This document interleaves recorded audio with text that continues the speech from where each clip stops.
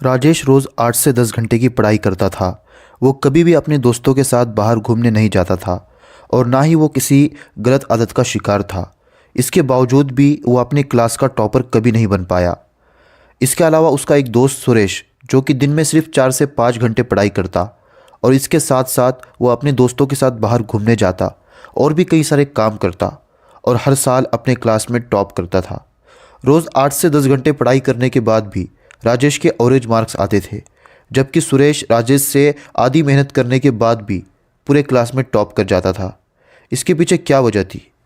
Number 1, Rajesh पढ़ाई तो बहुत करता था लेकिन नोट्स बनाने में आलस करता था, जिसकी वजह से उसे पढ़ा हुआ समझ में नहीं आता था। और सुरेश पढ़ाई कम करता था लेकिन जितनी पढ़ाई की है वो उसके नोट्स ज़रूर बनाता, जिसकी वजह से उसे पढ़ा हुआ अच्छे से याद रहता। नंबर 2, रमेश अपने समय का सही इस्तेमाल नहीं करता था। वो पढ़ाई तो बहुत करता था लेकिन ज़्यादातर समय रटने में ही गवा देता। वो अपने टाइम को सही से मैनेज नहीं कर पाता था। कौन से सब्जेक्ट को, कौन से टॉपिक को कितना टाइम देना है, इसका उसे नॉलेज ही नहीं था।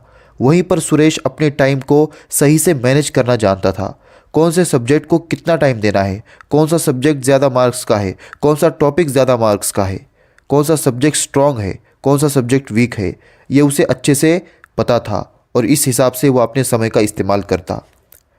नंबर 3, राजेश लोगों की नेगेटिव बातों को हमेशा सोचते रहता, जिसकी वजह से उसका पढ़ाई में बिल्कुल भी मन नहीं लगता था।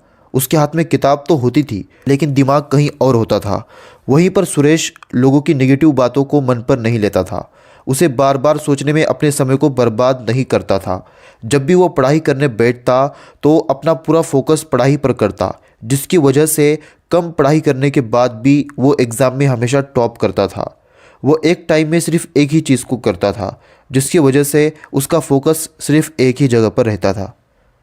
नंबर 4, राजेश को ये पता ही नहीं था कौन से सब्जेक्ट को कितना टाइम देना है, कौन से चैप्टर को कितना टाइम देना है।